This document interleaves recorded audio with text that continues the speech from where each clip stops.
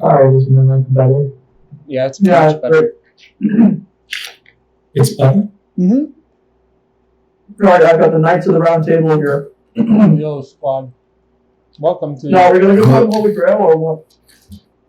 Ah, shit, I didn't come up with a name for this. Hello? Knights of the Round Table. Okay, first things Is first, my we mic need a better name. now? Yes, we can hear you. Sorry, I just want to make sure I'm not using a dog shit microphone. First of all, Wow, we need that's... What? Why? What is it? That's all weird tasting. What is? All of it together. Avocado with that, it just tastes weird. Don't judge. Anyway, have fun. Uh-huh. Have fun, all of you. We shall Yeah. be able to do. Yeah, I need a name for this. Because at the top of this page, I just have TF2 group interview. That's kind of fucking lame. Yeah.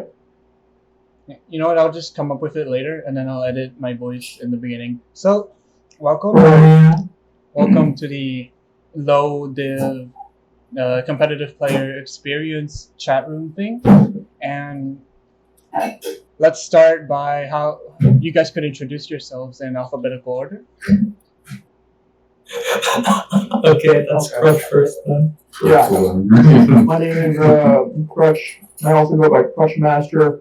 I've been around in TF2 ever since 2014. I started playing competitively in 2018. I have taken a hiatus from TF2 since I think this year in 2021.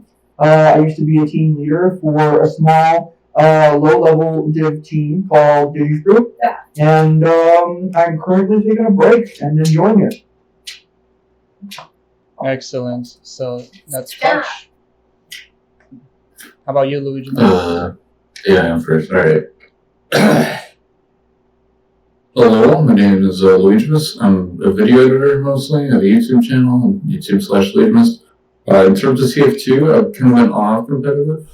I just want to do soft introduction, but I've been all over the place, played almost every class, and I think I'm about at the end of the line with it. Excellent. I've known Luigmas for a very long time now. Shoutouts to his YouTube. Also, shout out to the Crutch Master Twitch channel that he never streams on, but I'm not judging because I don't either. Anyway, next with another real streamer, tkbeast. Would you like to introduce yourself? Hi, my name is tkbeast. People call me TK, it's easier to say. I've been playing Team Fortress 2 since also probably 2014. I don't remember when I started playing competitively, but at one point I found interest in competitive because casual got really boring. And actually, casual got frustrating.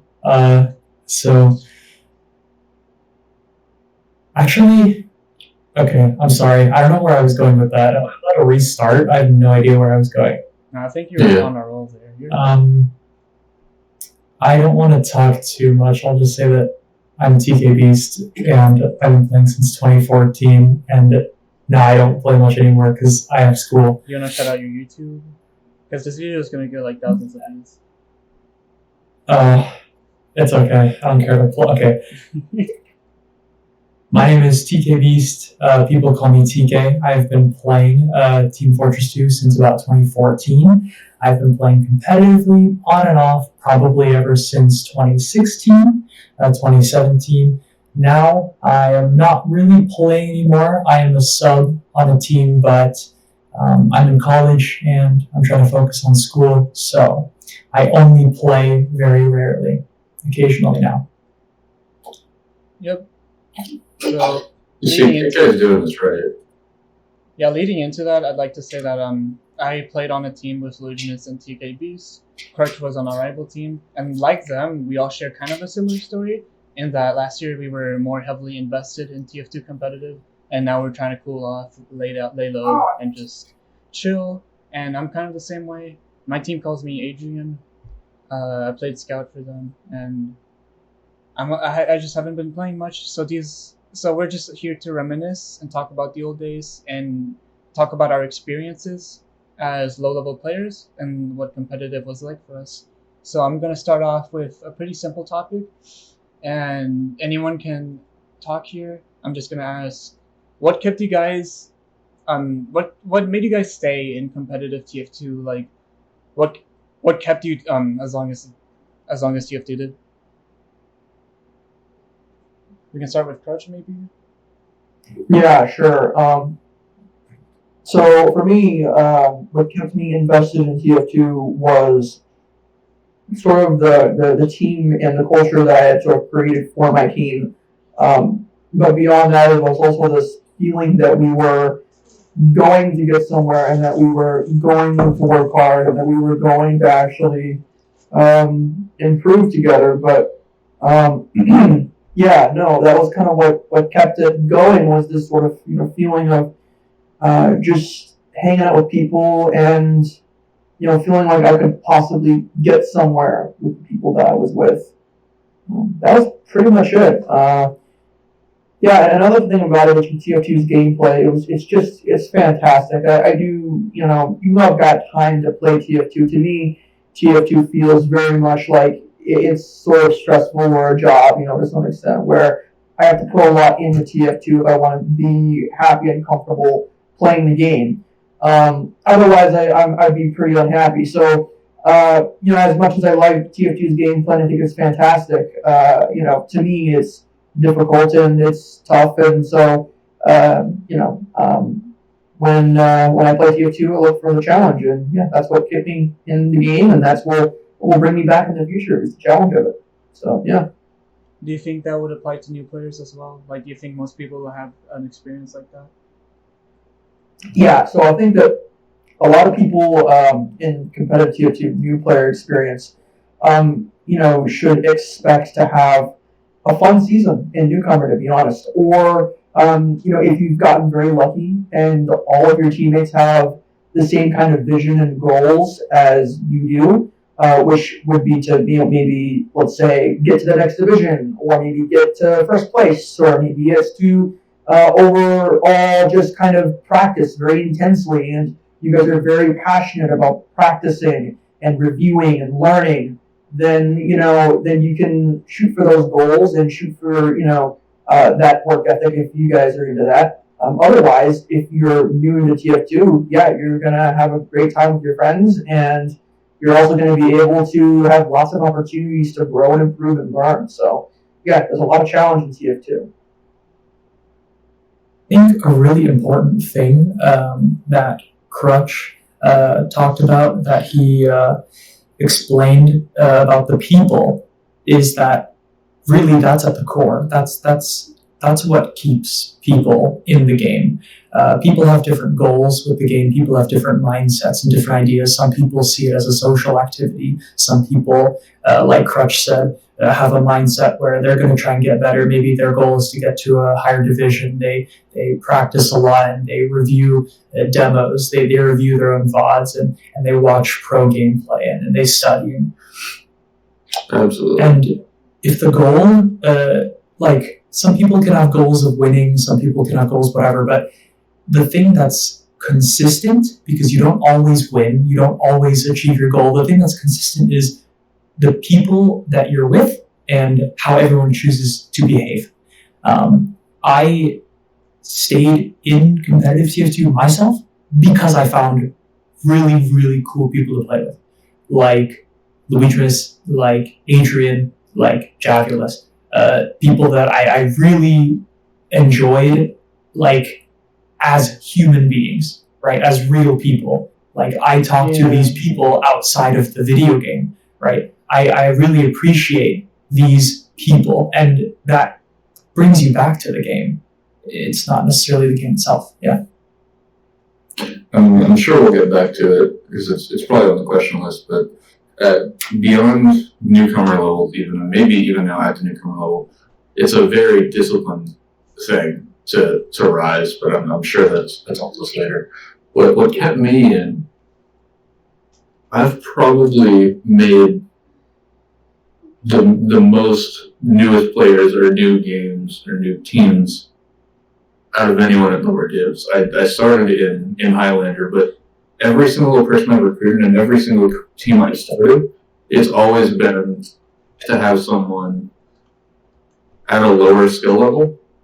And I'm not sure what mentally ingrained that in me, but that was always the main goal, was to have a team of newer players to start learning. And TK is definitely right. You have to have the right people, or you're going to end up being there. And in Crutch, to some point too, you need to either, you want to be with friends or people you know, or someone you have common interest with.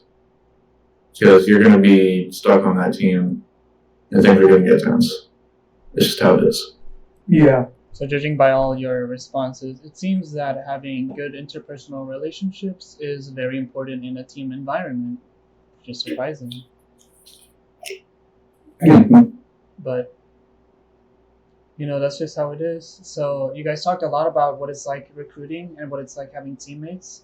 So I thought that's kind of interesting because it kind of leads into the next question. Although it makes sense that, the game, if a game is really good, it'll keep you invested in the game.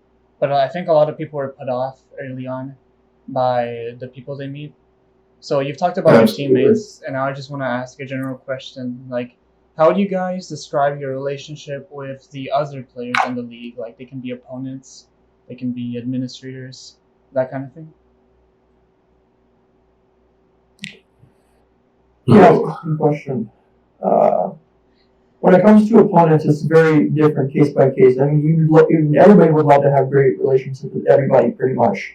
And that's what I think everybody should strive for, is to be friendly, courteous, and also at the same time wary of your opponents, because of course your opponents, they might be your friends, but at the same time you could be giving them information about maybe your plans or something. It might not matter in lower divisions, but as you go up in the ranks, your tactics and strategies might matter a little bit more. But other than that, you want to have good relationships with people. It's really important to just sort of joke around people. Some people are different, with how they joke around with other people, right?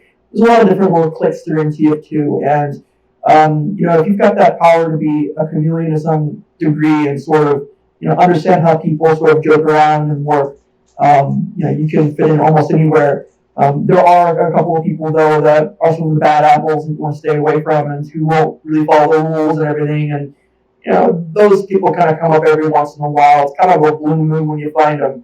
But, for the most part, everybody's pretty chill. And so I found myself enjoying, most atmospheres. What was that? So it's like a little bit of everything. You meet all kinds of people. Yeah, you meet all kinds of people. Yeah, no. Yeah, definitely. All sorts of people. Yeah, no. Recently I've been meeting just a whole slew of different people. People of different ages, men and women. I've been, meeting a whole bunch of different people in this community who've been, working, who've been, having fun as well, who've been just enjoying this game and enjoying each other's company and time. Yeah, hanging out pretty much. Starting out competitively might be a little intimidating to some people. It was definitely for me because, the stereotypical video gamer is kind of toxic. And stereotypes are no fun, but they get into people's heads. So it can be pretty easy to think that trying to start competitively and join a team and find people that are nice to beginners and can be sympathetic and understanding, right, might be difficult. But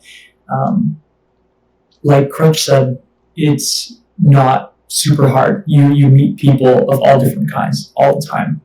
And if you stick with it long enough, you are pretty certain to find people that you enjoy being with and that you really get along with and that you like spending your time with. Mm-hmm. So, you can meet really good people and they will be a million times more significant to you than all the people you didn't appreciate. Yeah, you'd be very surprised to know there's a lot of really great people out there.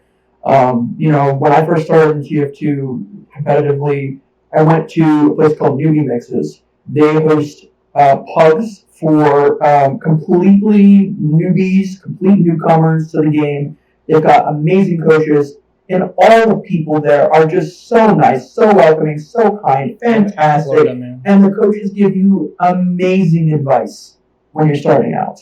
So I can't highlight. I mean, I can't say enough about Luigmas. It's a great place, and there's a lot of really great people out there who and who want to get into TF2 just like you. If you're listening to this and you're like, hey, I want to play TF2. Just know there's a bunch of other people just like you who are out there and who just want to play some TF2, hang out, fit in, and have a good time.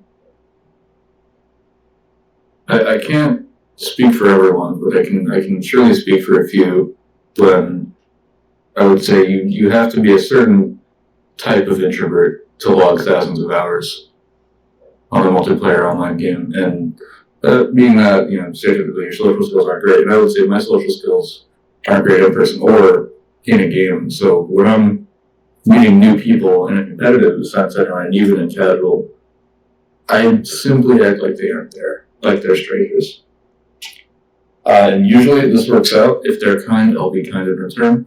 And I'll be courteous regardless, like the good game, good round, nice shot, all of that. And I usually just try not to bother anyone. And that's not a rule that many will follow in this setting.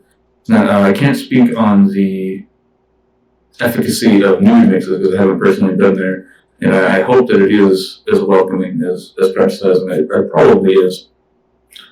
And of course, there's always pretty bad apples in a group, but you can avoid that, and that'll probably be flushed out if that's in the big picture of the group. But I hate that it is, but thick skin is a requirement. Even if it's just one game or beyond, you will not be able to get far, even in the early divs, at least in UGC, in RGO. I can't speak to the European leagues.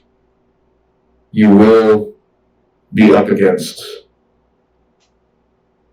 harassment at some level. And if you want, yes, surround yourself with good people. And it's important that even if your synergy is really good with the team you're on and they're a bit, generally you can say toxic, you being part of that and not stopping it. I was talking to a lot of people on this, and I don't want this to be long-winded, but you contribute to that, and you're affected by that yourself, and you might even start becoming toxic yourself. You realize it. Maybe they don't realize it, but I would either try to shut them down more often, or find someone who you can morally agree with, which is crazy that I'm talking about morals in a kill game, but you know what I mean. Yeah, and to add on to that, you said that you kind of treat other people as if they're not there, like maybe they're like NPCs or bots. And I think that's kind of a good statement because at the end of the day, once, for anyone who's like intimidated by how many people you'll have to interact with, I would like to say that at a certain point, they all just kind of blend together. And you don't even realize who you're killing or who's killing you. Absolutely agree. Because there's just so many players, and it's kind of impossible to keep track of all of them. So, it's good. It's good to keep in mind that there's going to be some people being mean in chat, but you have to remember that there are mute buttons there. You can talk to a division admin if someone goes too far. I've had okay results doing that before. On the same side of that coin, and you do also meet good people. Yeah. I would say the amount of vocal toxicity versus good people is about 80-20. In experience, but that 20 is very vocal, Yeah, honestly, I'd say most people just don't talk much. Like, kind of like a silent majority. Most people are just there. And that's kind of what it's like. Like, I myself don't really talk in chat much against other teams. I just say GG. Maybe I'll say a message or two every once in a while if I know someone. But other than that, moving on, I'd like to ask, this is a question, I guess it relates to Crutch now, sort of, but it was more geared towards tkbeast and Luigmas because you guys have had school and have played in a league while at the same time doing like, not just like normal school, but you both have had heavy coursework. So Has it been a challenge balancing that with TF2? I can speak on that first. My class work ethic has always been absolute garbage. And TK, let me say, is an absolute legend in his work ethic and his workload right now. Personally, I've never had, despite like very few times where I'm clutching out a few days, my classwork has never been taxing on the game, and it's never really had a time requirement. And so I'm currently working in film. It's often just big projects, and it's the funny joke. Oh, it's an art student. It's easy as fuck. Well, it's not per se easy as fuck, but it allows for a lot of free time if you designate it as such. So personally, I haven't really struggled much, especially since COVID. But I'm sure TK has an entirely different story. It hasn't been very different for me. Yeah, I started playing Team Fortress 2 competitively in my freshman year of high school. And the high school that I went to was very academically rigorous. As a public high school, I think we ranked 9th or 10th in the entirety of the United States in 2018 when I was a junior in high school. So even my numbers contributed to that. The environment was very intense. I currently attend a community college, and it's easier than my high school was. So playing Team Fortress 2 competitively was a struggle at times. But despite that,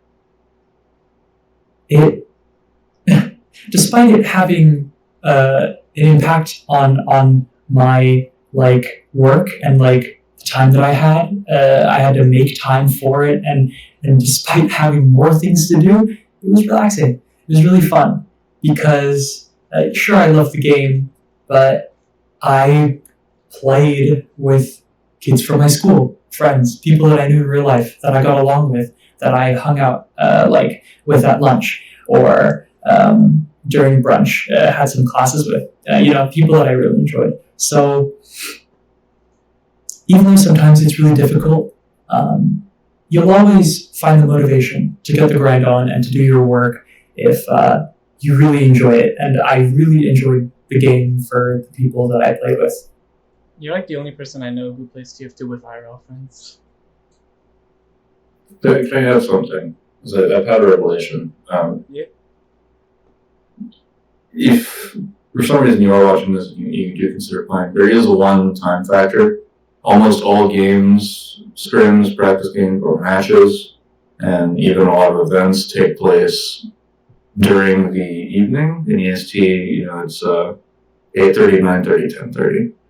3 hours back, PST, Central. To go very far outside of just the practice and the MGE, you will need those time slots open. I know it's a lot of work schedules. That's just impossible. So you do need to consider you might be taxing yourself a bit too much time. Or if at the time window you really need to yourself, you need to respect that because it's just a game. Ooh, Luigmas' point sparked a light bulb in my brain. Yeah, that is a big thing. I live in California, so I'm on the Pacific side of the United States. Luigmas said 8:30, 9:30, 10:30, right? For me, that's 5:30, 6:30, 7:30. That is around dinner time for me and hopefully a lot of people. If you are in school, right, like I was in high school when I started playing TF2 competitively, I'd get home at 3 and I would be doing my work all the way until 6 or 6:30, up until the last minute. I try to do as much work as possible, get to scrims or whatever at 6:30, and then I'd play. And then after, I would have to do more work. And my parents would get pretty upset sometimes that I wouldn't come down to eat dinner. I wouldn't like leave my room. But, you know, they knew what I was doing and they knew I was working and also playing, and, you know, they just let me have my fun and my time. But you can't do everything. So, yeah, definitely takes away from some of your life. It's really important Yeah. to have supportive parents. Yes, Coach? Keep in mind, when you play TF2, you know, like everybody's been saying, TF2 is when you're in a competitive League of RGL, TF2 is a long-term commitment. Competitive TF2 is a long-term commitment. You're playing for about, like a month, 2, 3 or something like that? It's like a month and a half. Very long time, right? And you need to be able to have those time slots open, like Luigmas said. So, you know, you want to be able to schedule things, make sure you choose and choose your battles, and evaluate with yourself whether or not you're able to actually play competitive TF2. If you have a team leader, tell the team leader your availability in your time zone. You know, PST, Mountain Time, CST, you know, EST, whatever it might be, and make sure that you're scheduling. Of course, if you're going to get in competitive TF2. So, yeah, that's all I have to say. At the newcomer level, fine to just show up to the things, but it is an amount of the work you need to put in at the higher levels. I would say mostly in the RGL terms, probably IM/IAM. You need a lot of practice to be able to show up everyone else there, because everyone in that div, at least the top half of the div, should be in the div above. Sometimes you'll have that feeling, but don't let that discourage you from just at least dipping your toe in, because you don't have to put in long-term practice just for, you know, a newcomer or a newcomer team with friends. Yeah, I'd like to add on that that's why it's important to have like a supportive atmosphere, because one of the best things that can help you is having a parent that will accommodate and work with you. If you need to do homework earlier in the day, you know, honestly, playing TF2 for me was kind of helped me with other life goals, because I wanted to plan around it so hard. Like I really wanted to do it, that it forced me to look at when I was doing my coursework, and it forced me to look at how much time I was spending with people that matter to me. So it kind of like it can force you to organize in a way if you really wanted to. So now we can just move on to the actual game itself. This is just a generic question that I wanted to include. I'd like to ask you guys, do you think it oh yeah, before I say anything, hopefully RGL shortens the time of a league, because right now like playoffs lasts like a month, and the off season, I mean not the off season, the actual league before playoffs lasts like a month and a half. Like it's just way too long. It's just way too much of a commitment. You're spending a lot of time in the year on competitive TF2. But if you're a newcomer, it is free, so you can always quit. But moving on, is there a TF2 class that you guys would say that matters? Like, would you say the TF2 class you play matters when you start out, or is it all just kind of the same? It doesn't matter. Like you'll learn as you go along. I look at it as pick your favorite and play it. You've got several different formats you can play. You can play Highlander, Pro-Lander, and Sixes. If you're going to play Sixes, you've got the 4 generalists, the medic, the scout, the demo, the sorter. Pick one of those 4 that you like the best. Try them out and play them and see how it works for you, and yeah, enjoy. If it's like for Pro-Lander, find out what classes you might want to play, and sort of, find out what role you might want to play in that format. I know there's like a flex role you can play, where you can play multiple different classes. In Highlander, find out what class you want to play. You can play Spy, you can play pretty much any of the 9 classes. I'm going to list them all off, but I'm not going to do that. Luigmas, might have some more insight about Highlander, but yeah, as far as I'm concerned, my philosophy is pick a class you like and then play it. And if you don't necessarily feel like you want to commit to one class, then go ahead and play lots of them. You can do whatever you feel like doing. So that's how I look at it. Just do what you feel like doing. I agree with Crutch to a certain extent. I would like to point out that Sixes, as a competitive game mode, gets the most attention. It is the most popular. It is the most well-liked, therefore, among the competitive community. It has the most amount of players. I guess I just said the same thing 3 times. But because of that, the 4 classes that Crutch mentioned, right? Scout, Soldier, Demo, and Medic, I would suggest try playing first. If you do end up really liking one of them, or 2 of them, or whatever, that's great. Yes, you should really play what you like. But it's important to know that Sixes is the most popular competitive game mode, because therefore it's the easiest to find a team. It's the easiest to find pugs. It's the easiest to find a lot of resources for. But if you really like Sniper, or you really like Spy, or you love the mechanics of a non-quote-unquote Sixes class, then yeah, go ahead. Play Highlander, play Prolander, anything else. You don't have to play Sixes. But because Sixes is the most popular thing, I would start out with the 4 main Sixes classes and see if you like one of them quite a decent bit. But yeah, pretty similar to what Crutch said. Play what you enjoy and go with that. I would swerve a little bit from that. I don't know if it's because I switched around a lot, but my main advice would be play the class you like, but also look to see how that class is played. Because oftentimes the casual class and the competitive class are entirely different, and in my opinion, sometimes a lot less fun. Lazy Purple makes a great bunch of good points about that, especially in Heavy and Scout. And we're like, casual Heavy is great. Competitive Heavy, much harder. You're just kind of there when I play them. The classes that I went with, I started with Spy in Highlander. It felt like I was doing a lot. I looked back at the lags, I kind of didn't. Then I tried some Sixes, some Prolander. I jumped from Medic to Scout to Soldier. I hated all of them, and I arrived on Demo, which is a class that I had sub 100 hours on, I believe, when I picked them up.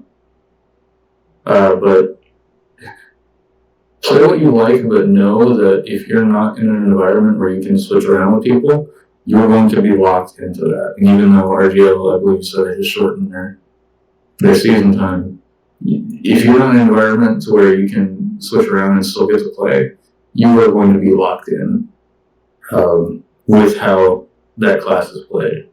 And you might not enjoy how that class is played in the competitive level, especially Sixes or Highlander.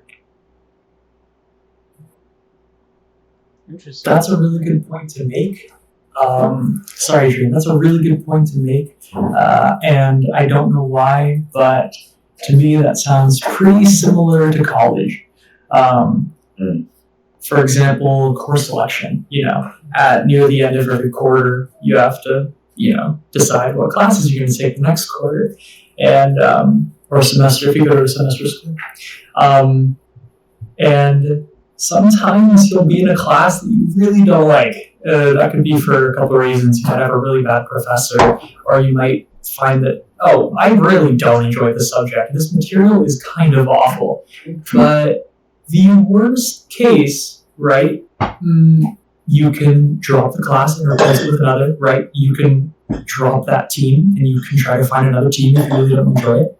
Or you can stick through it until the end of the season and know that once the season's over, well, there will be another season. You'll find another team, Don't take that class again. Don't take that type of class again. Don't be on a team and play that same class again if you really didn't enjoy it. So worst case, you gain experience and you learn.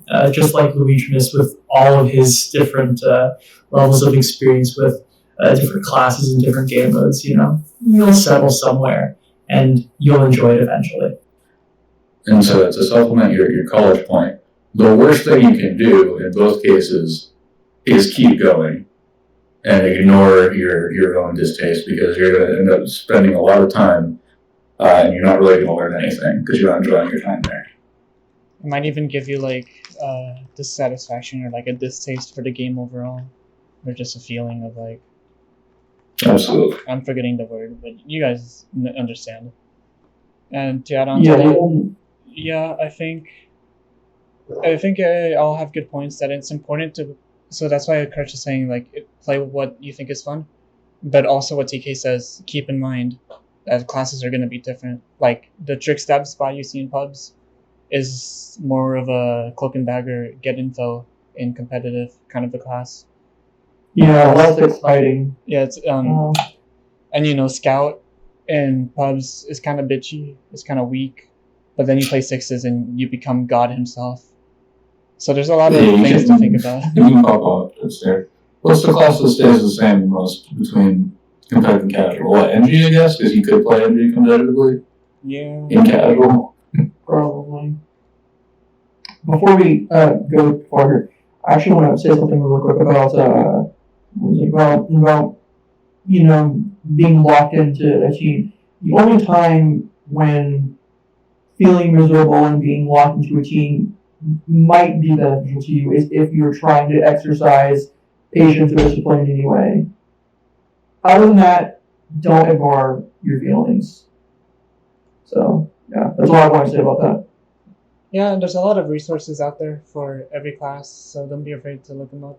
But anyway, here's the question for Crutch. You are a team leader and opposing team leader. So Yeah. tell us a bit about your team. Like, how do you build it? How do you pick your teammates? How Yeah. long you've played together? Give us some insight on that. Right. Okay. So I built my team off of this idea. Like a long time ago, I had started Newbie Mixes, and I heard about their Newbie team drive, where I believe they used to pick the most interested, the most invested, and pretty much the best players from Newbie Mixes, which at the time is what it was.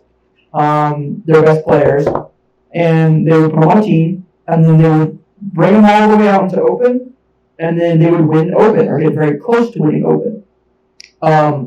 This was back in the ESEA days, sort of, and what I heard from it. So my thought process was, well, I'm going to try and do the exact same thing and copy it for RGL. So I was like, okay, I'm going to make a team full of people from UV Mixes who got a lot of potential, who are really good, and I'm going to make a team. And when you make a team, especially when it's your first team, you have to understand that you have to pick up a couple of players sometimes that might not be the best, or maybe you're picking up some people that might be from your friend group, right? And that's okay. That's fine.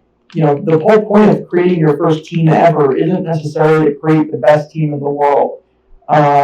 Your goal is to basically have a team that can actually play at the right times for your matches, so that you can, and also for some scrims as well, so that you can, play the game pretty much.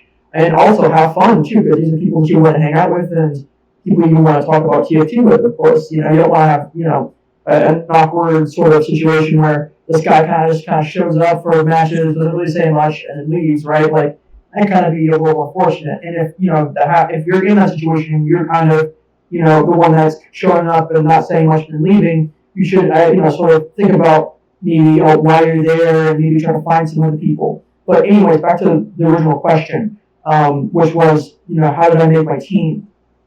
Again, like I said, the newbie mix sort of idea where I was going to create my own newbie mix drive team. And unfortunately, it didn't work the way that I wanted it to. And we didn't do quite as well as I had hoped. We picked up, however, in Season 3, an excellent player named DFox, who was very promising for newbie mixes. And, we were playing with him, and he was doing really well with us. We were trying as hard as we could, and we almost went even in the season that we played with him. And then the next season, I decided that I wanted to have a more chill and laid-back season where we just kind of goofed around, didn't really take things too seriously, and that season didn't go too well for us, but it was a nice little sort of last hurrah that we had as a team and as friends together. And so that's kind of what I did. And I expect people to, and suggest that people all do the same, where they make a team of friends that they can have fun with, they can sort of goof around with, and just sort of enjoy TF2 with. And if you really feel like TF2 competitively is the kind of game for you to get serious in, you can either make your own team or find another team in the future that will align with your goals and help you basically perfect your craft. So, Quick yeah, no. question. Do you think there are certain advantages to, as a newcomer, making your own team instead of joining one? Yeah, you get to sort of pick and choose who you want to be on your team. You get to have this atmosphere that you can craft and create. When you're trying to find people, you get to know who the ones you want to sort of stay away from, and the ones that you can sort of bring into the fold and have fun with. I always think, hey, like if this person's too toxic, then I'm not dealing with it. I'm not going to have any of that. I'm not going to put this person on my team. But if this person is, maybe a little harsh sometimes, but knows how to have a good time and to sort of shrug it off and laugh, and not just that, but also knows how to be humble at times and knows when to, take a back seat and sort of, sort of quell the fire and chill and relax, then you can bring them onto the team. That was kind of the case with Defox. Defox had a bit of a serious side to him, but he knew how to chill and how to joke around and have fun and hang out with the boys pretty much, or hang out with friends or whatever. It's important that if you're the team leader to create an atmosphere where everybody jokes around sort of the same way and everybody can kind of talk the same kind of language and sort of, really sort of feel like they all fit in and they feel like they belong. It's a very nice thing. It's a good thing to be able to do for your team. So you always had more of a casual team atmosphere. Right. If you want a casual atmosphere, but if you don't want a casual atmosphere, if you want a really sweaty and very serious atmosphere, then that's a very difficult path to go on because, in a lot of ways, you have to get very lucky because people aren't always transparent about their goals. They might tell you directly and literally that they're all about grinding, but you never see them play on G, you never see them demo review, you never see all that, right? As a team leader that wants to create a grindy sort of team, you need to look at their actions, you need to look at their logs, you need to look at their results, you need to look at their attitude as well, and you need to evaluate, is this person able to take criticism? Is this person really hardworking? Is this person willing to put in the time to grind? And that for if you want a serious atmosphere, of course. So and Luigi have both been team leaders, and you both, I'd say, kind of adopted a similar style, and I think that's one of the reasons Ocean 7 and Digifruit have bonded so well, is because we were both kind of just those teams that we wanted to win and we tried to improve, but we weren't like gonna kick anyone off our teams early on at least, and we were just chilling, having fun, enjoying the game. Would you guys have any advice or tips for newer players that have taken the brave step of leadership and they're making their own teams? Is there anything you guys would want to say to those new players? I do. And as many teams as I've created, especially at the lower levels, I have gotten burned a few times with going about certain things. The first time I got burned, I was with Jab. My mental state wasn't great at the time due to relationship issues, but I met this guy in MBM, which is already a red flag. No, I'm just kidding. If he meets me in MBM, chill, whatever. But the time between us meeting, us kind of chatting, and him, it was a Highlander team that I wasn't on for very long, that I was leading. It was only like a 16, probably more like a 4-hour window before met him and he was on the team. And I eventually realized he wasn't the best person. He was starting drama with everyone. He was sending inappropriate images in our general chat, and we have people. At the time, we had people under 15 there, and just being really just unpleasant about topics of like self-harm. I don't know if he struggled with himself, but it seemed to be implied. And we booted him out. It's the fastest person I've ever booted out. We booted him out within probably 24 hours. And that person has never forgiven me. Every time I'm in a server with that person, I remember their name. I don't say a thing, but I acknowledge they're there. And they always say some shit every time. I wouldn't end up recruiting anyone immediately unless you played a few games with them, competitive or otherwise, because that's going to give you a good understanding of how they react when they, perceive something as their fault, perceive something as not their fault, or get really angry. Because if you think about, how unpleasant are they then, think about how even more unpleasant they're going to be when you have to kick them. Because kicking someone from a team is awful, especially if it's not early. Yep. So definitely agree with Crutch. You can take a risk with a lower level, play a game with a guy or gal. Get a look to how they react to things before signing them on. And that's why, tryouts are a thing. I'm realizing it's not as much as skill heavy as it is mentality heavy. Yeah, for sure. And definitely keep that in your evaluation. Yeah. That's so important to have tryouts. Yeah. Mentality is just such a huge deal.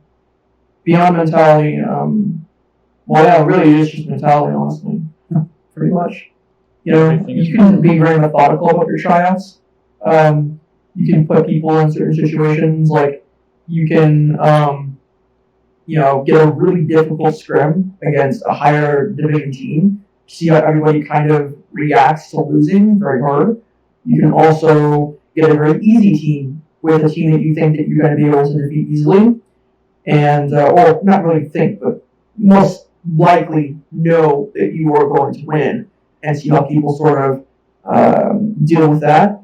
You can also find teams around sort of the same skill level and see how they sort of stack up against a challenge, a very difficult challenge where, people are going to be going head to head, and it's going to be, on the line, and on the dot to see who can get to those. I think it's 5 points, 5 rounds. So you can be methodical in that way if you'd like, or you can just sort of get a whole bunch of scrims, because in the beginning, when you're a newcomer, you're not going to have that feeling for who's going to be a hard scrim, who's going to be a difficult scrim. You get that with experience, especially with your relative division and your relative skill.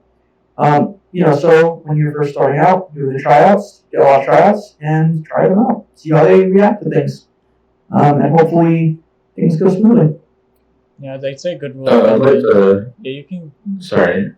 Mine is big. I'll just say don't recruit someone after playing 2 scrims with them. And I wanted to ask a quick question, but you can go first. Well, I was going to add to that point as a team leader, particularly in RGL.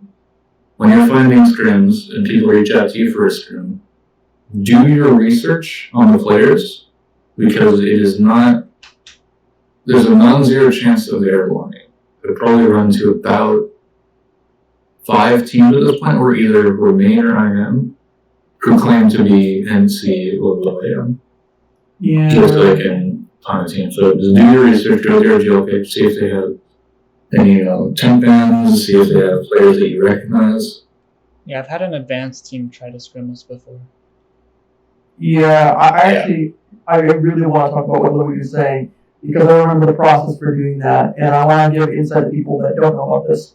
If you would like to know how to find someone's profile, RGL profile, and you'd like to find out who somebody is, my first thing I'll do, if it's against a team that I don't know who the team is, I'll ask the name of the team, and if they don't give me the name of the team, then I look for their RGL profile. I say, hey, can you give me your RGL profile? And they give me the profile, then that's great. If they don't give you either, then that's very sus. I wouldn't do it. I would bait it or call it off or whatever, find a different one. Usually they will give you something. However, if you're in game and you notice that the team that you are usually scrimming, who are around your skill level, are ringing someone you've never seen before. It's a very good idea to look that player up. How you do that is simple. You go into your Steam overlay, you go to View Players. It should be in the Recent or in the Current Game sort of tab. You can find that person's profile there, and then you can go to their Steam profile, and you can copy and paste their Steam profile and put it into the RGL Players Search page, and that should give you their RGL page back.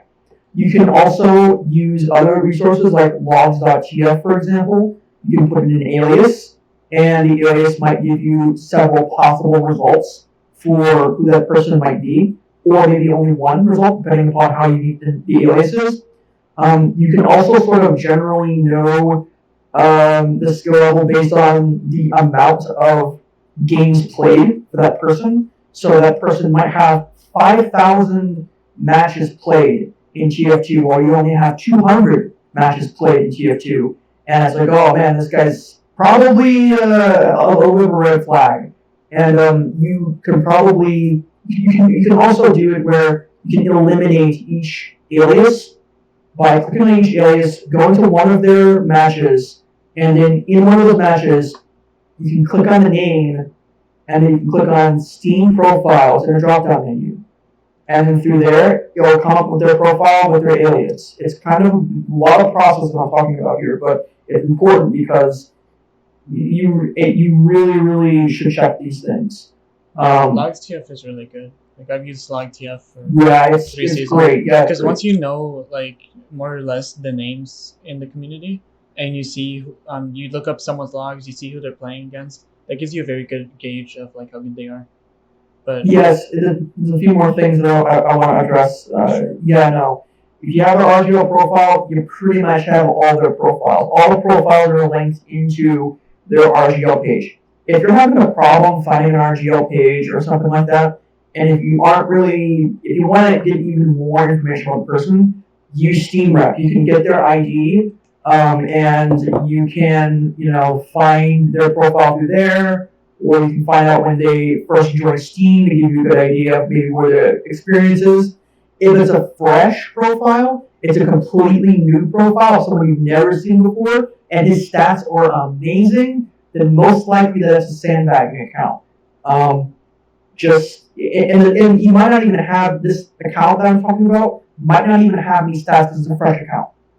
So if this account is doing really, really well against your team, and it's completely brand new, it might be a sandbagging account, and you might want to deny this person in the future.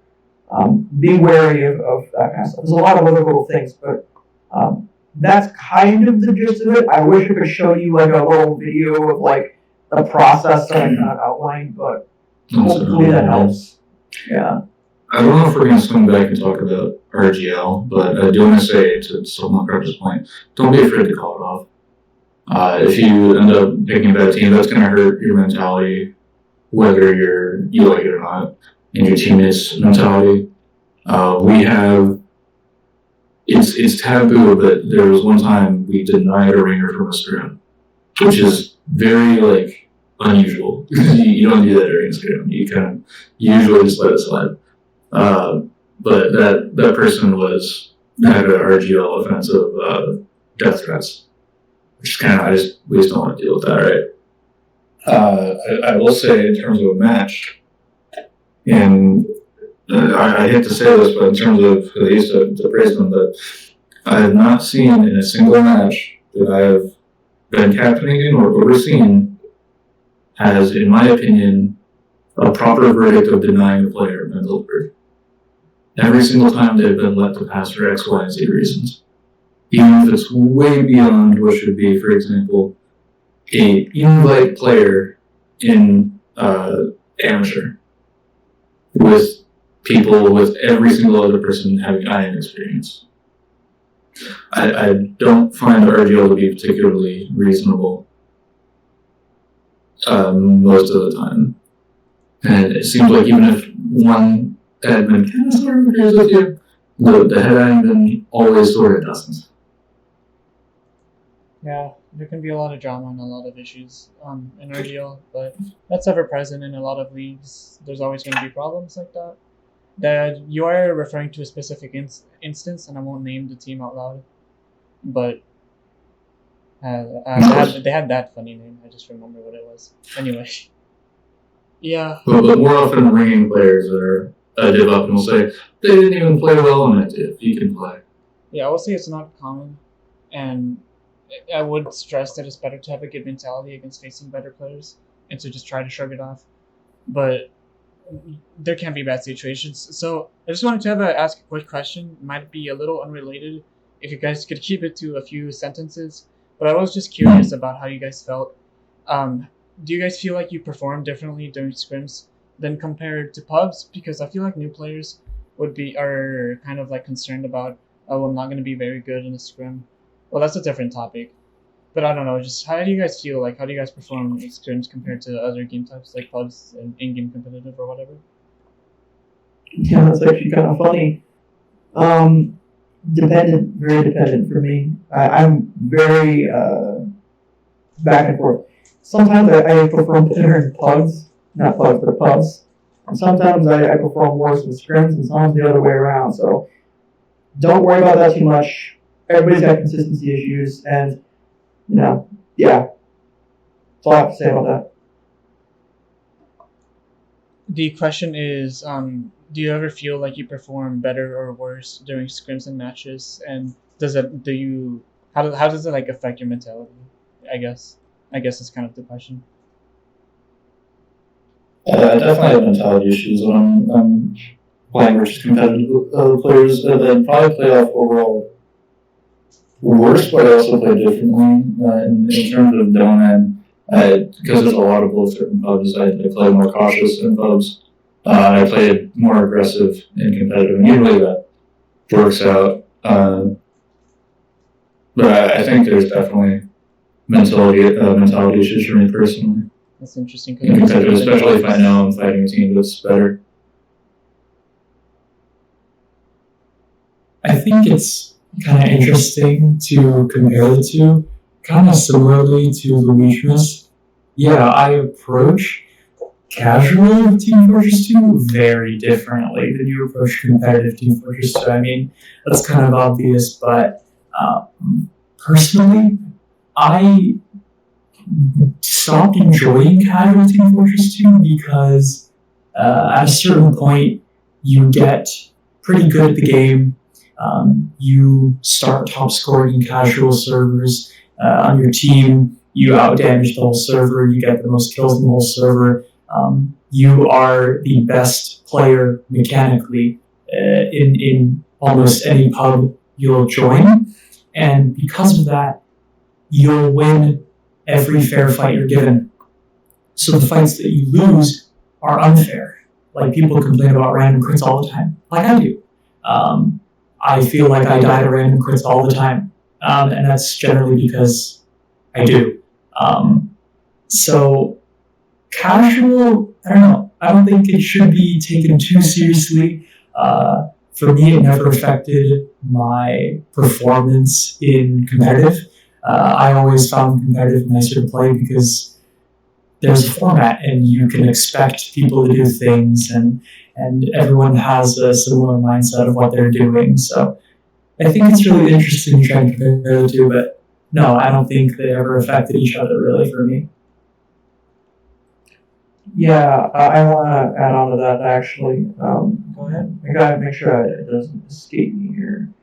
Oh yeah, so let's say you take casual seriously in some way, and to sort of give some reasons for why that might not be a good idea.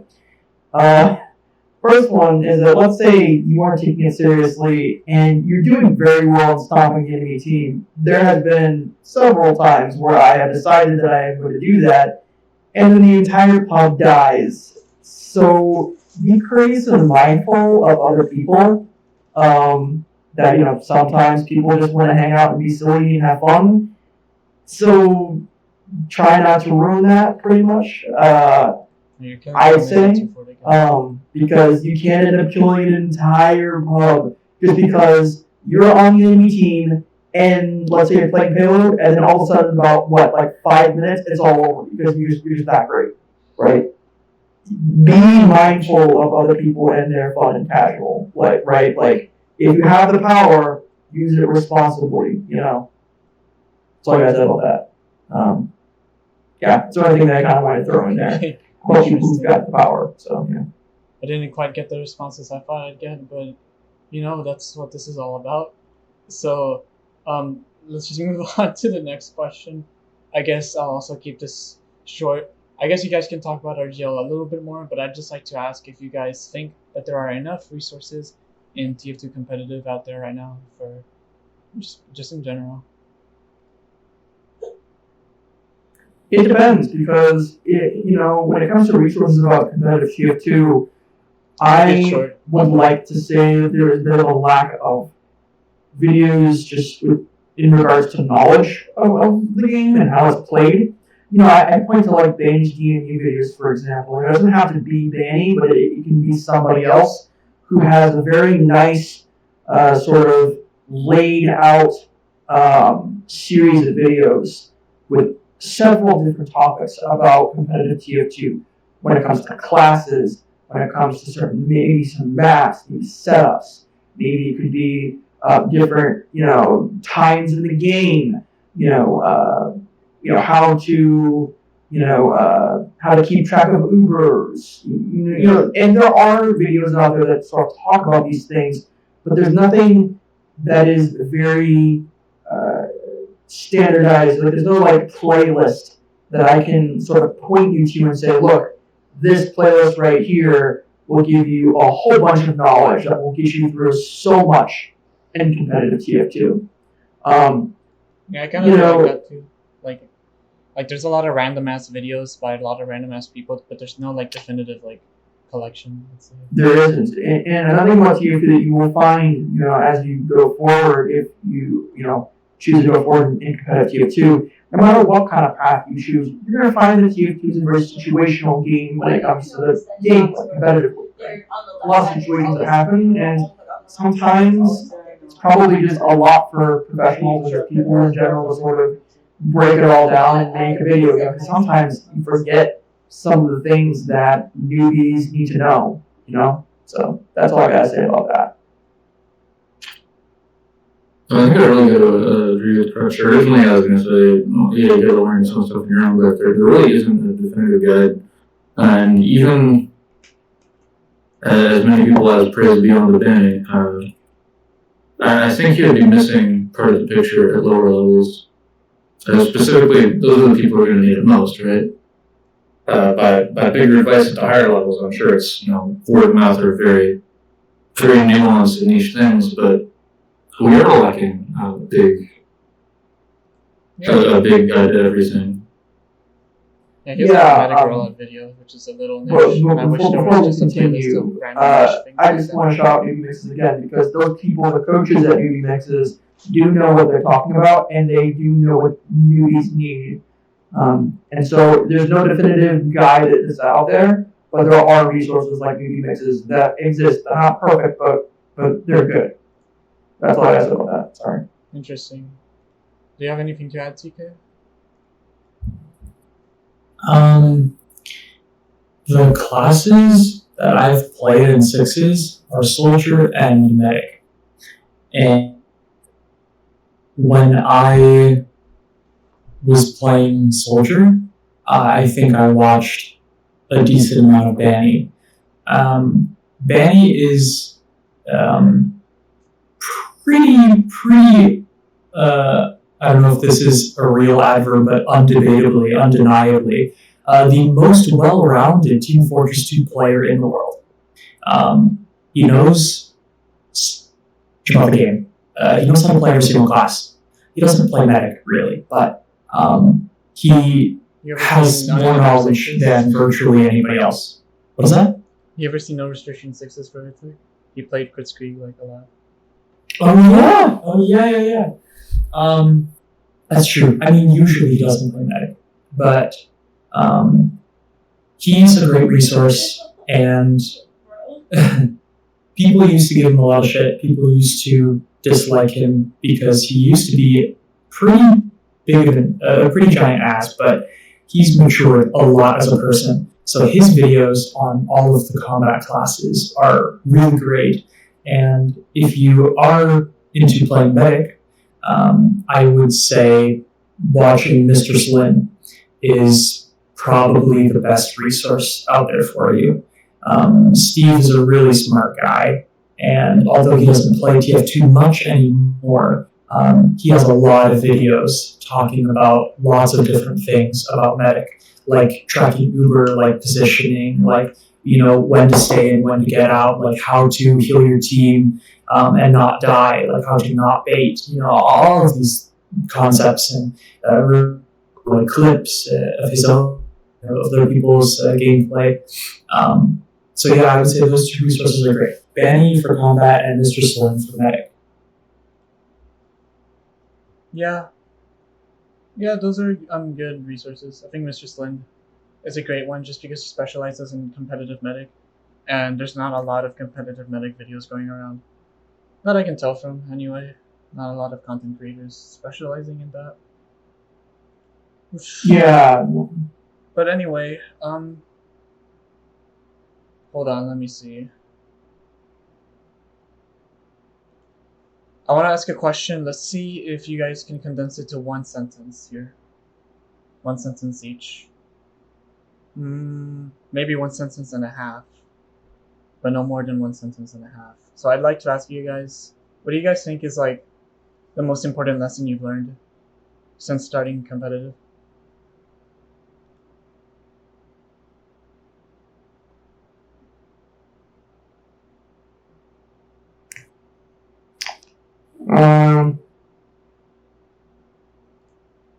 Gotta think about it here for a sec. Looking for the right words. Yeah, it's a brainer. If the med takes 10, you go in. It's probably going to be as simplistic as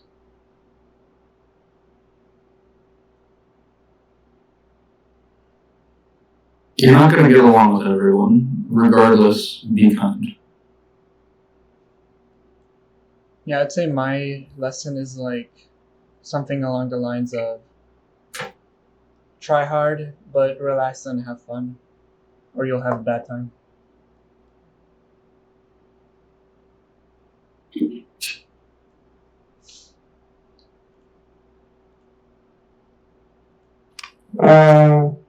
I'd say discipline, relax, focus, and laugh.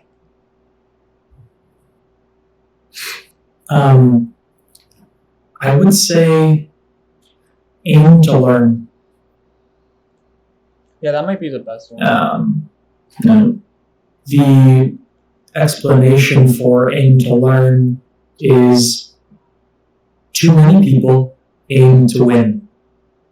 And you cannot win without learning. So if you aim to learn, you will win eventually. Yeah, expecting to be a huge thing can be a problem as well. Mm-hmm. Yeah, I guess I'm cheating with two sentences here. I think it's very healthy to remove expectation from your mind. Alright, so I have a question that I'm kind of curious on, personally. It's a Luigmas question, but because it's just so unique to you. So you don't have the biggest channel on the world, but I've definitely noticed as we play together in casual that you do get singled out pretty often. And I don't know if that's because you're a content creator. Like, I'm assuming it's mostly just because you have your name out there. But yeah, as a content creator, what's it like playing competitive at the same time and like being recognized? What are your thoughts on that? It's.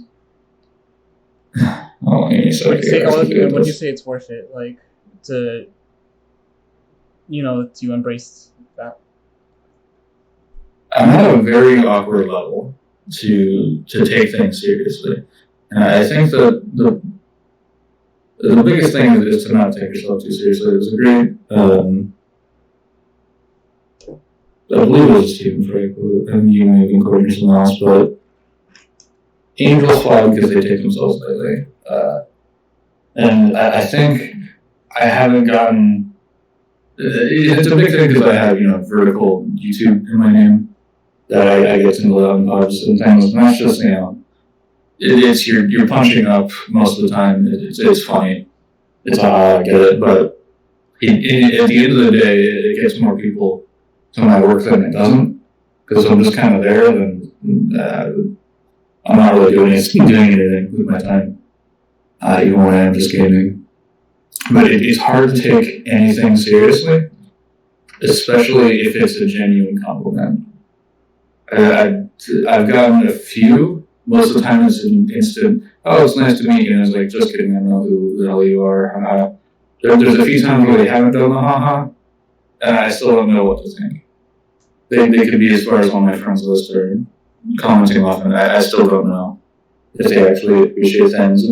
But in terms of advice, I would just keep going. Like, you're not. It sounds a bit negative, but you're not there to entertain them per se. You're there to exercise your passion. If that happens to be entertaining them, it's not entertaining everyone.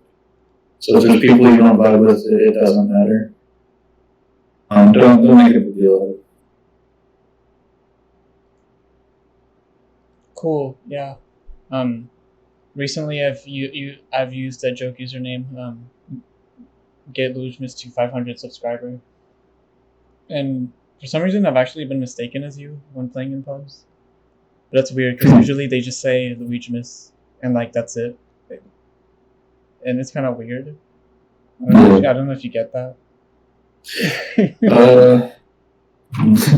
I don't think they've just said that. I usually give them the question mark, because that works as a toxic response. If they are, they just kind of they shut down because there's a question mark. Or that they're genuine and they continue. And to clarify, I've never pretended to be you. I always say that's not me. But yeah, it's just some odd quirky thing. But anyway, all right. Have I asked this yet? I'm getting lost. I wanted to ask: is there anything you guys would have done differently about your competitive careers, if you can call it a career?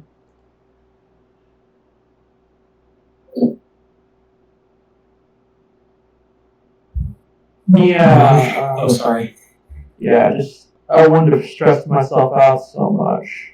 Because like in season 2, that I stressed myself out too much. Don't stress yourself out too much.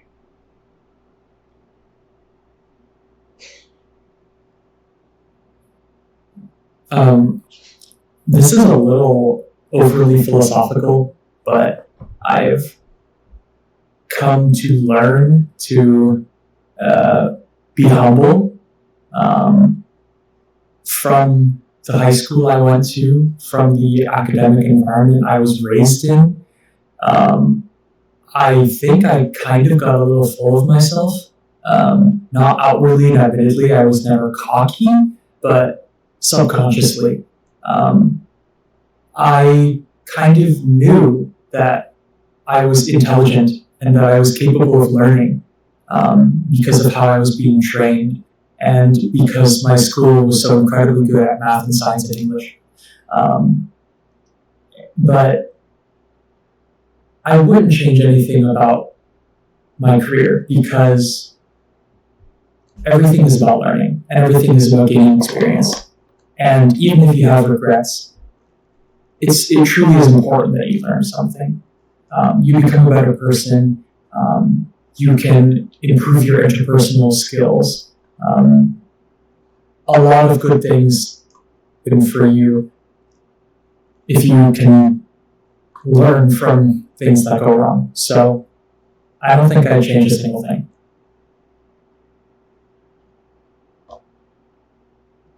I have two answers to that. One of which might seem kind of like a joke, but I'll open with that one. I wish I would have been informed and played more of the Pan.tf league, or Pan, what was it called? Ready Steady Pan. It's a joke saying it's 6 of the pans. I think that's perfectly where I'm at in the game. Like, it's obviously a joke, but there's a higher level of strategy. But at the end of the day, you're just hitting people with a lot of weapons. It's funny. If you're a runner for that and you're watching, please start it. It's so fun. It's also because you can't really detox again because it's kind of bad for us. Like, what do you mean? You're talking frying pans, dude. Relax. The second thing is, I would have played to my strengths more. This is more personal, but it's been a bit of self-discovery of honestly how I ended up at demo. I found that I don't know the psychological explanation for this, but I have some sort of fear of fair fights, I guess it is. With Scout, I played Flank Scout one of the 6 seasons, and I was terrified to fight. I could easily go into any situation unless there was an enemy Scout, because I feel like I would lose every time, and often I would, because I'm on rapid assassin. What am I doing? I think the reason I fell on demo is because you're not often taking the same fight outside of a mid-fight, and if you kill the demo in just the opening, the stickies, you kind of earned it. But it's something non-confrontational, and I would have played to that personal weakness a bit more and came across the right playstyle earlier. So that would have changed. Also, they stayed in.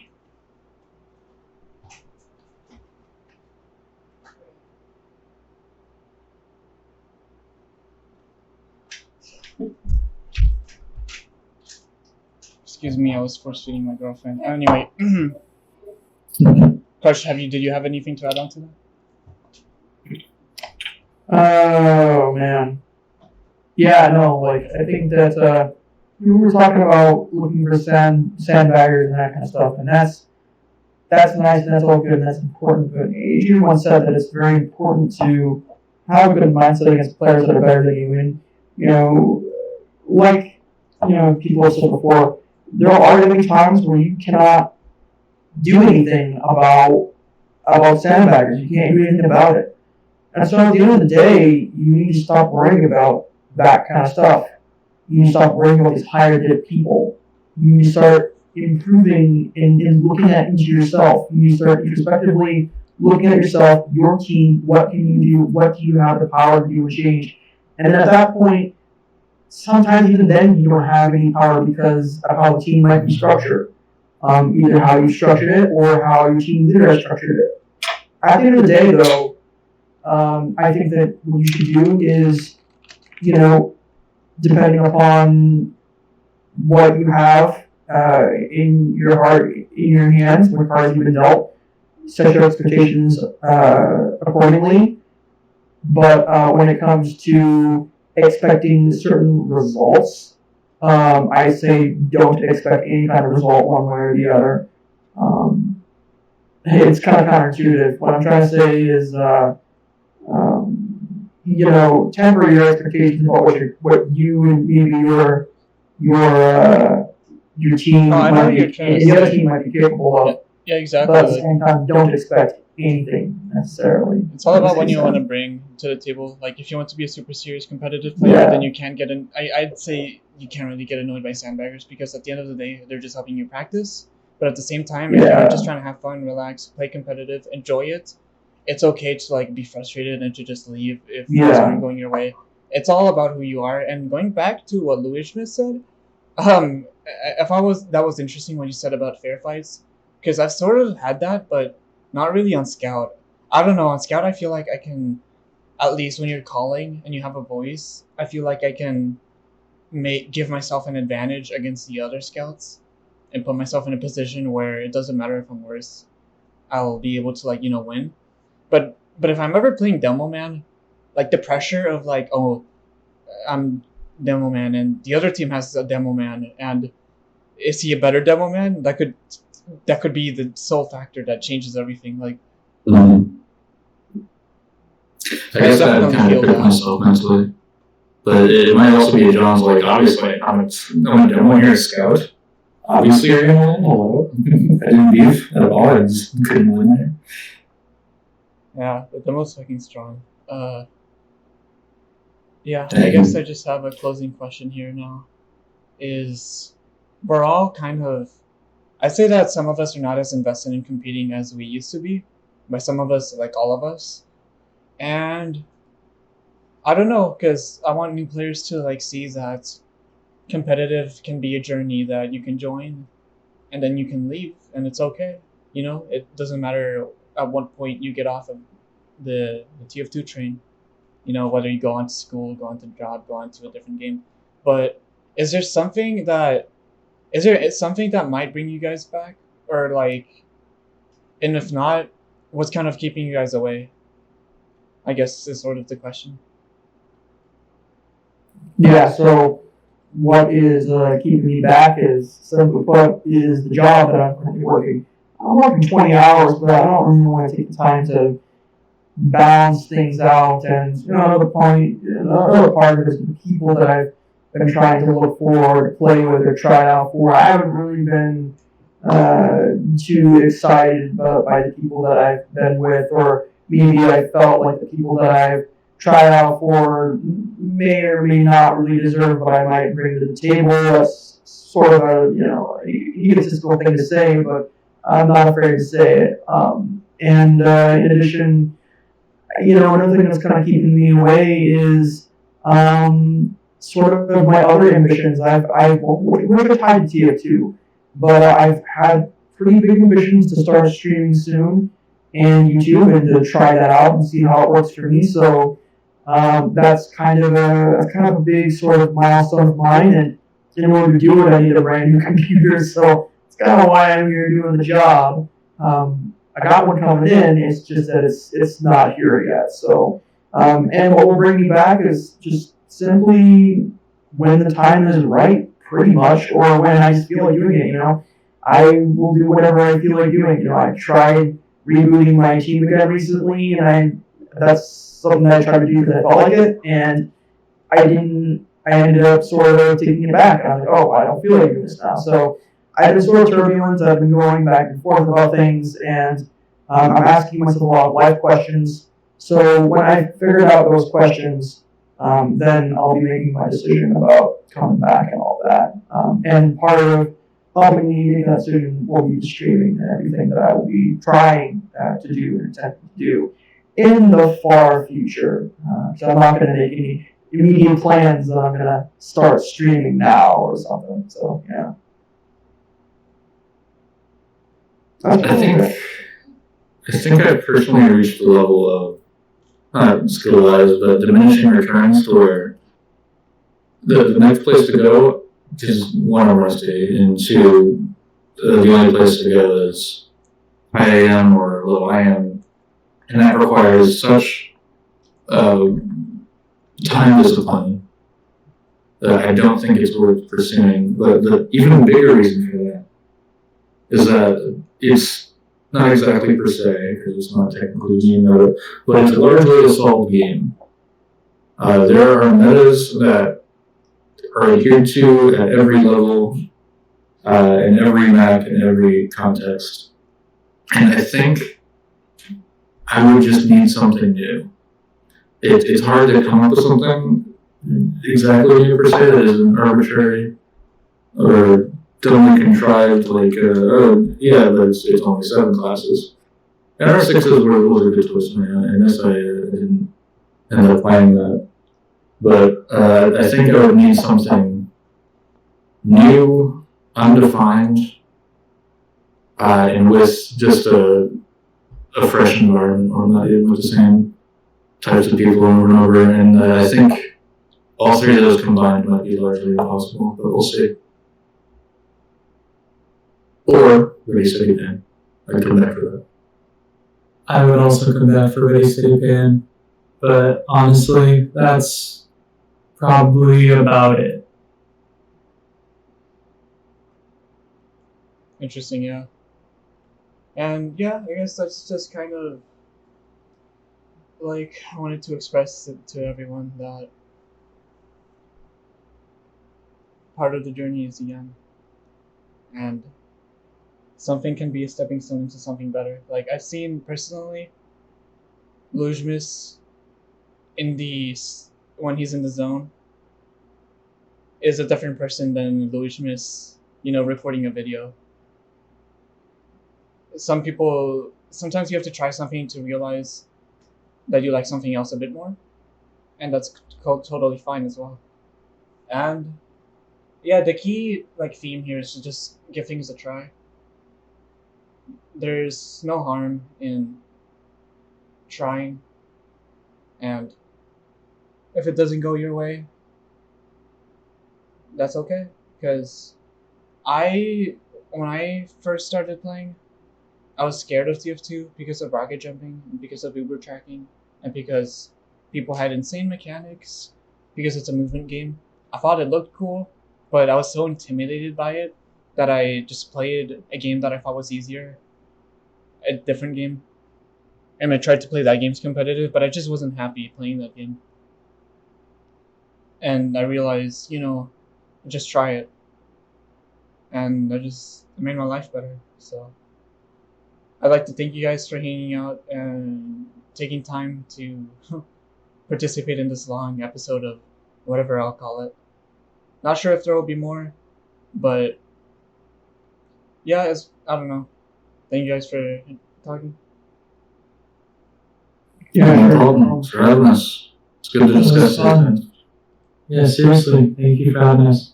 Yeah, it's nice to reminisce and think about things. So on that note, I guess we're finishing things up here. If there's anything you guys would like to add or end on, you can.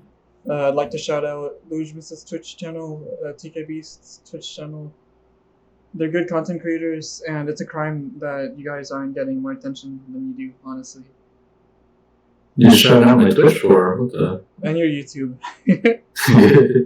Luigmas makes long 20-minute videos that deserve at least triple digits, okay? At least. I try to give all of them a like. I don't comment on all of them, but I try to like all of them. And yeah, I'm just happy to have met you guys, because I think that there's no better alternate universe where I meet a better team than the guys I ended up hanging out with. I don't know if that's sentimental or whatever, but I don't know. That's just how I feel. I don't regret how I feel. We can speak to Jab on this. I don't want to make the ending of this just about you, but me and Jab definitely agree with you on here. Everyone here is a great person. Honestly, Adrian and TK, your ability to put up with everything you do with your workload and still be able to have fun and still take things seriously. Crutch the way you think about things, and then the bigger picture and how you can put together weaknesses and strengths like that. Very impressive. And Andrew, you're a cool dude. You've just been very nice to talk to you. You have good insight on things. And it's great you can put together something like this. It's a good closer. I'm sure a lot of thoughts we've had over the months and I guess technically a year of competitive.